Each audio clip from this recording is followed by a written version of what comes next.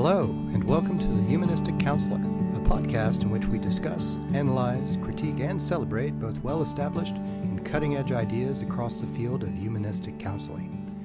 I'm Brett Wilkinson, Editor-in-Chief of the Journal of Humanistic Counseling, otherwise known as JHC.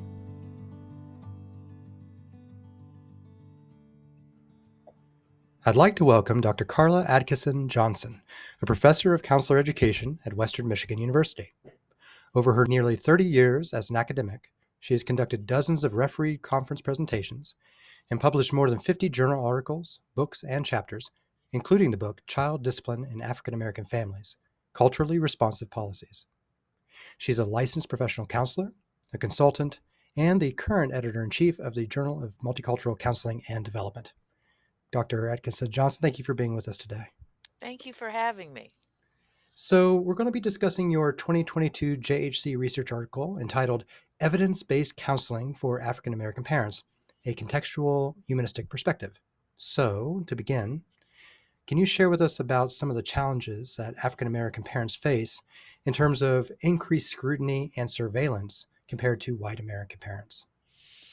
Well, I think, first of all, when we're looking at parenting, it's a challenge for everyone, right? And so, particularly in today's age, when we're trying to, as a society, to navigate so many different barriers. We're navigating income. We're navigating culture, right? In terms of how we have been through COVID, right? Which is a big change for us as a society, technology and access to technology. And then our children are asking a lot more questions than they ever have before. And we're having to change our parenting stance on how we can kind of meet their mental and emotional developmental and academic needs. So parenting is already always controversial. It's controversial because sometimes in social science, and when I say that term throughout today, it's counseling, psychology, psychiatric nursing, sociology. It's always been a top down, whereas we're supposed to have all the answers, and then the parents are always on the defensive because they feel they have to defend their practices and stance with researchers.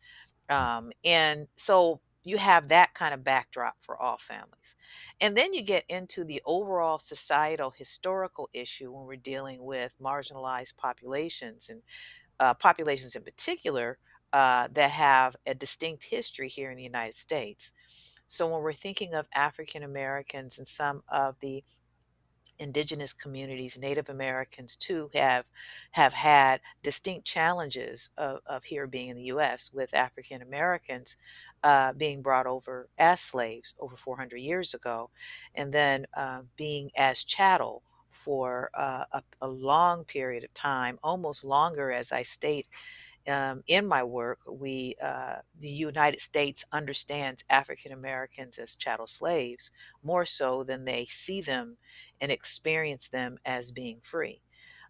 So that is significant, and I think it gets overlooked because if we understand our Constitution in terms of rights, I'm not an attorney, but when I read how long we have had this understanding of seeing families who are Black, of families that often have had someone to tell them everything that they can do, even whether or not they can have children or keep their children or have the basic competencies to raise children. This same system now is making decisions on what is in the best interest of families, even when they're different from their own. Mhm. So I would say that what we understand in psychology and counseling is really a mainstream approach to how we think families should be. And mainstream can be even if you're white American, but you're working class. If you're white American and you're low income, if you're white American and you are extremely wealthy, often social science doesn't talk about you. That's not the parenting dilemma. It is kind of the middle class way we think how we should be, and that is often white American. And now, from a clinician's point of view, they're often white American female who is the one that is kind of making the clinical decisions on how one's emotions should be. So if you're a mother, we kind of understand that from a middle class, white middle class perspective. But if you are a father who's white American middle class, you may not have probably as much guidance in the process. So the backdrop of all of that is now we approach this issue of disparity. And so, because of our historical context and also the context that we have in the social sciences, it sets up a very interesting dynamic when it's time to address the child discipline question. And often, when we think of child discipline, we're thinking about how do parents, correct um, and shape the behavior of their children? How do they socialize their children to the type of person that they want them to be?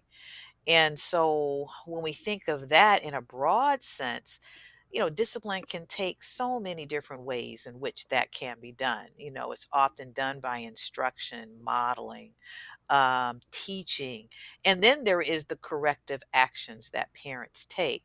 Um, Interestingly, when we're dealing with more child abuse cases, then that's where it comes into question when we're dealing with the court system and when we're dealing with child protective services. And then when we're dealing with mental health clinicians, in particular, school counselors who often are frontline mandated reporters as well.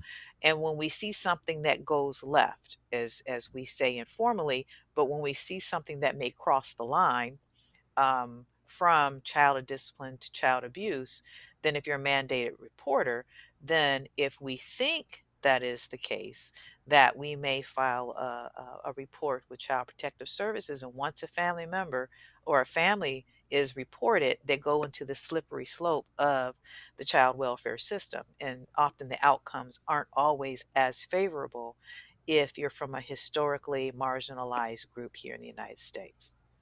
And in the article, you discuss the value of what you've identified here, culturally responsive parent training programs. The other part is you've developed this contextual humanistic perspective. Can you tell us more about the intersection of these ideas in your work? Yep. So I think probably just to clarify, it's more culturally responsive counseling. Training as if I try to refrain from that term because, it gives the impression and often the practice of we have to change the behavior of the parent. And so that we're training them to be a certain type of parent. Counseling just means it can be proactive that, hey, I have some questions that in case my child does have this particular behavior, you know, how would I address this? Or here's what I would like for them to do. What are the ways in which I can encourage children to do? I want them to be a very self-determined person. I want them to be a responsible citizen to themselves and the communities that they serve. And I want them to be a spiritual being, in terms of having a focus, a purpose, and faith. And so all these things that parents may want with their children. So the counseling allows for all of those needs to be addressed. Culturally responsive means that it actually gets into what the client is trying to ask in making their request, and we can attend to them from a introspective position, right? And so it's the position where it is the client's frame of reference and how they see and the intentions they may have for their life as a parent, but also for their children. And so that perspective is why I really have gravitated more toward the humanistic aspect of that because of its potential in looking at the potential that human beings have and also understanding the intentions that they may have for the decisions that they make.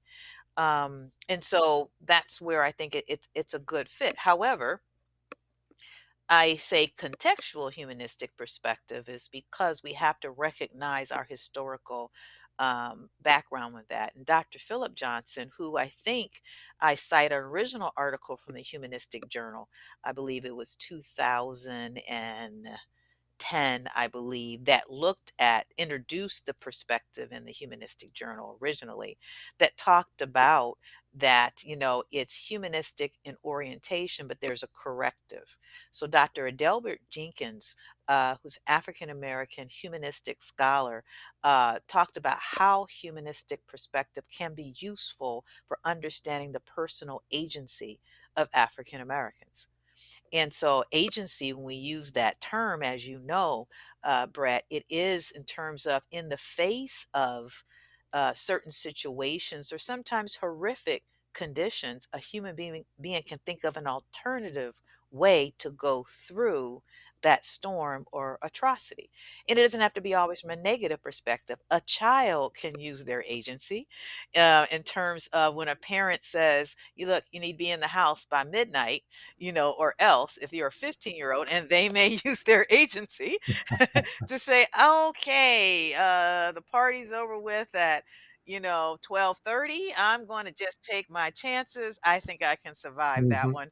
That, and then come home at 12:30. And so even though they know what the rules were and what possibly the implications are, but they're going to use their agency to say, hey, I see this possibly another way, and this is how I'm going to make that decision. So yes, I mean, I think it can appropriately address the intentions of Black parents. When social science has looked at African Americans from a pathological perspective overall, anytime when we see Black men and Black women viewed in psychology and counseling, we're always trying to look at it from a causal perspective, right? We're looking at a perspective like, oh, it's because of all the poverty that Black people have been through. And then there is the trauma of slavery, the trauma of divorce, the trauma of single parent, anything that we have read that we think is a negative aspect. It's those reasons, and there is a belief that all we can do is react, because see, animals, we think, sometimes don't have the ability to make informed decisions. They're mainly reacting to whether they have food or not, or reacting to whether someone pets them or not. And so if we don't think all people are humans, and we know for a period of time the United States did not just from our own personal viewpoint, from a legal aspect, that they weren't deemed as human beings, Dr. Philip Johnson added the corrective to the humanistic perspective and said a contextual humanistic perspective. So when we view it from a perspective of African Americans, we have to consider that for a large part, we don't see African Americans from a human being perspective. We don't see them as fully human. And when you don't see a person as fully human, then technically the humanistic fundamental principles don't always apply. And that plays out when we're using always this aspect that Black Americans are reactionary to situations, to their environment. So, therefore, often sometimes you would hear things like African Americans beat their children because of the slavery experience, that because adults were beaten during slavery, that's all they know how to do, is because they saw that's what they turn around and do. That's one kind of explanation. Or there's a sense that's all that they do in the raising of their children. And yes, clearly, physical discipline may or may not have taken place before they arrived on these shores, but clearly discipline did take place before they arrived in the shores here of the United States. And so I think that my challenge has always been is that how can a reactionary stance be given to one population but not the other when it comes to understanding the intentions of a parent? So, in the article, you explore the impact of a 5 week group experience with African American parents talking about their parenting strategies and approaches with their teens. I'm wondering if you could give us a little bit more insight into the design of those studies, of that study, and so forth. Yeah. So so my book talked about more. It was a big part of a huge research project that had multiple dimensions and different people were a part of it. The article was mainly the quantitative aspect of the study. It was actually trying to see if the group approach was effective, right? So it was kind of, we used a survey that I had designed and modified over the years that was designed for African American parents in trying to address and assess their child discipline needs, wants, and desires.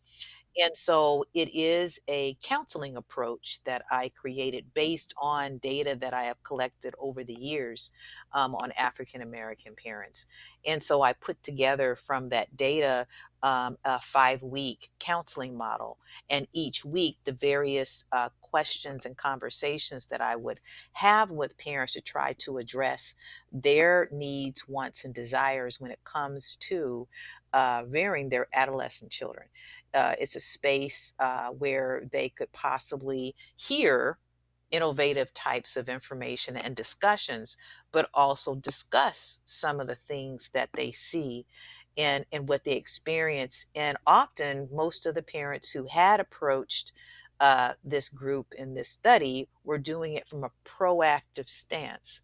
So that means it was voluntary. They weren't necessarily required from the court to have to attend, and it was a counseling group as opposed to a support group or a parent training group. So I go back to making the clear difference of that is that parent training, we have a certain thing in mind we want them to do and to be and to execute. And in this case, it is reflective in terms of from a counseling, it's like, okay, how can one better thyself?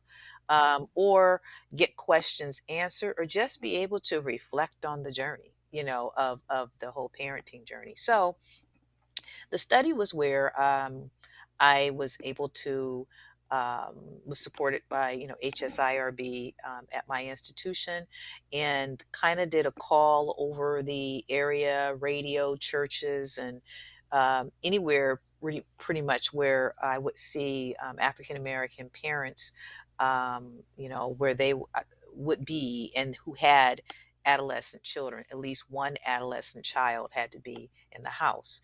The parents both had to have needed to not only just identify as African American, but their parents also had to be African American. And the reason why for this study is there's one thing to identify, it's another to have a lived experience, and you were also raised in that lived experience. It helps validate certain types of possible traditions and ways of behavior, and then racial socialization and other types of socialization things that are expected, not just from environmental dealing with issues of racism, but even spiritual, even ways of being in one's community and the like. So I wanted at least to have a sample that was similar in that vein. So that was important. So, but the benefit is they actually did get a chance to go through the counseling group. And then they were paid a stipend for transportation and dinner to be able to do that. The wonderful thing and surprising thing I had, like, I think in an article was like 90% attendance rate. So once they came, they continued to come.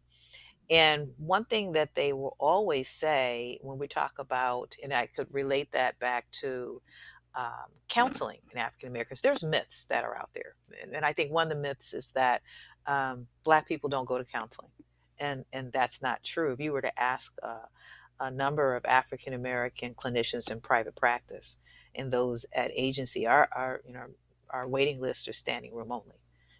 So, and also not just African American, for clinicians who take a vested interest in the and understanding the research and the science and the culture of African Americans, and have taken time to study and also inhabit those communities, would also say people do return and come to counseling.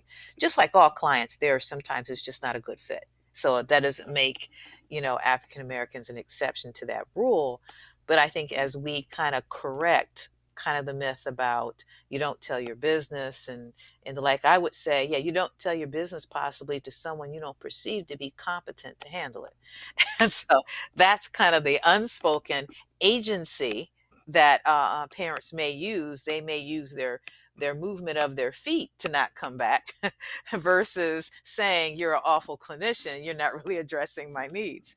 And so again, it comes back to circle back to this framework of thinking as we're looking at clients and human behavior and addressing their needs and wants. So I wanted to know if the model that I created was useful, and I needed to have an empirical support for that.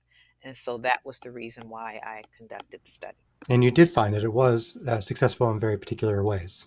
Yeah, very much so. A couple things. I found that they may start in their thinking one way, and then there were some nuances at the end. So, one of the things that I found is that what the survey asked, it gave a scenario of certain behaviors of pre adolescent and adolescent children. And where I got those scenarios was from previous studies that I have found, and where a parent would say, yeah, that's a typical behavior that I would see. And also in conversations with parents, yeah, that's a typical behavior that I would see at that particular age.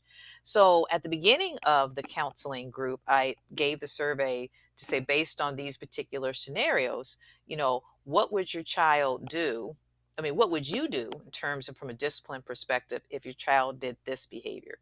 The parent would answer, and they will have a selection of withdrawal of privilege, discussion, use physical discipline, or withdrawal of privilege or something, timeout, that kind of thing. Then I then turn around and ask the same question. Okay, your child then continues to repeat the behavior. Now, what would you do the second time? And then the parent gets a chance to respond. So then I asked the same survey at the end of the counseling group.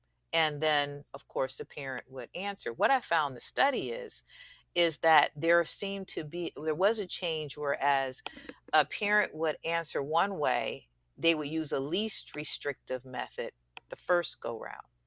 They would increase to become more restrictive if the child repeats the behavior again.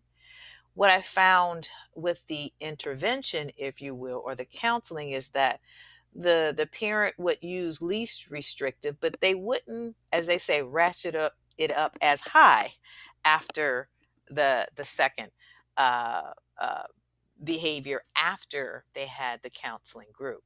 You saw a reduction in intensity.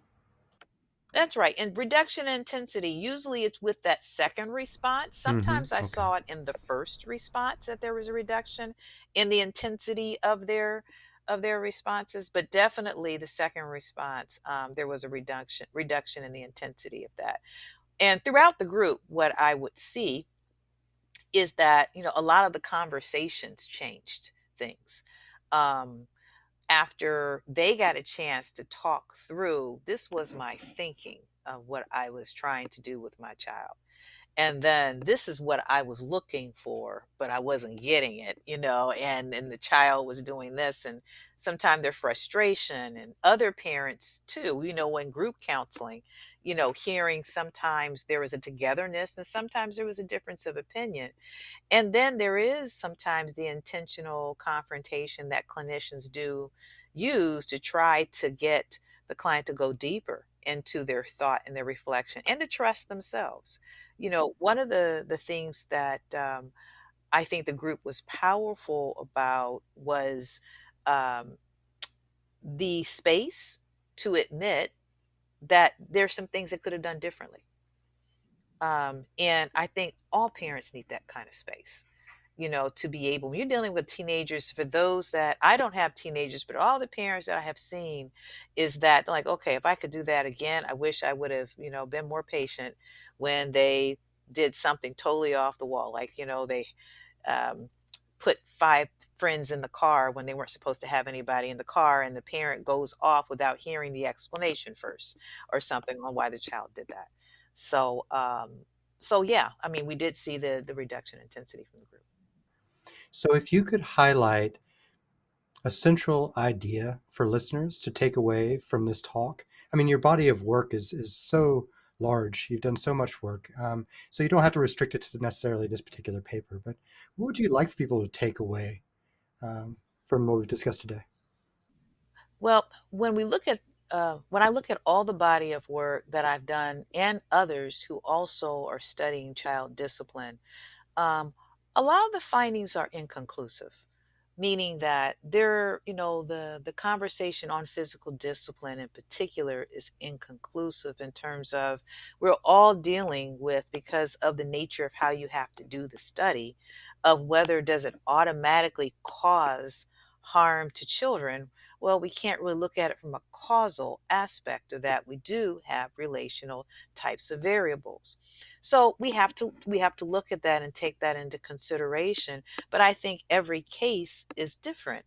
And there's so many things that come into play, such as I have found through the years is that that is not the go-to, not only for Black parents, for any parent, but particularly for African American parents. The number one disciplinary measure that they use is discussions with their children. We're dealing with adolescence. The second on deck after that is withdrawal of privileges. And but in that discussion, there is intention. There is intention that here are the rules. Let me make sure you understand the rules of how not only this house is, but how I want you to be.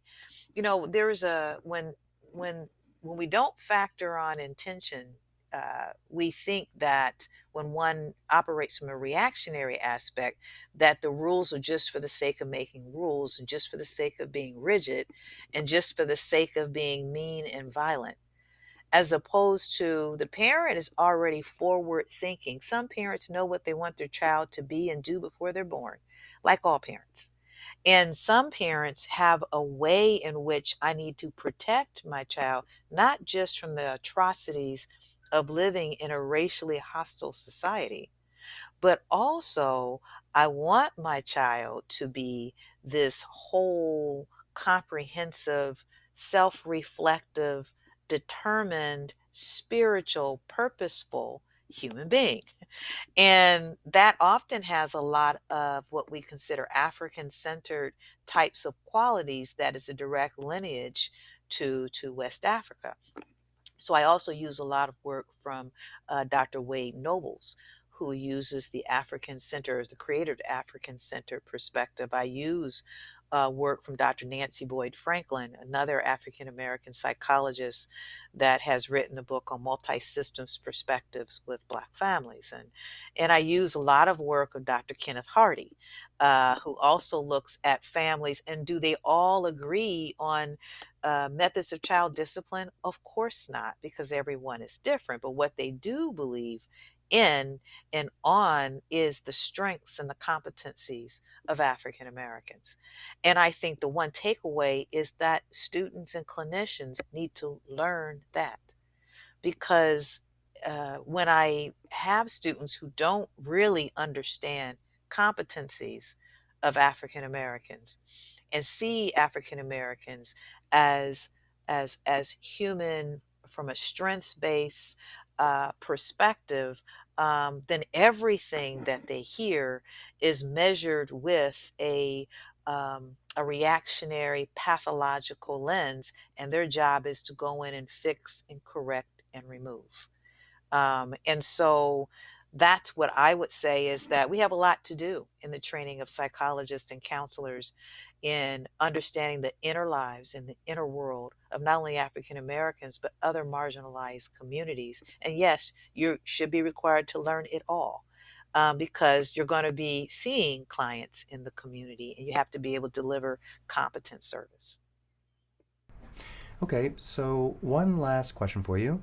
What do you think is particularly important about humanistic counseling through a contextual lens? I would say what the contextual frames highlights is that the dehumanization of African Americans as we think from a humanistic aspect, because it helps to understand that we don't see African Americans as humans. So it helps us to correct and expand the definition of humanity when we're talking about one's potential. But at the end of the day, for me, when it's time to explain the behaviors and the needs of wants of African American parents, it's intentions and it's agency.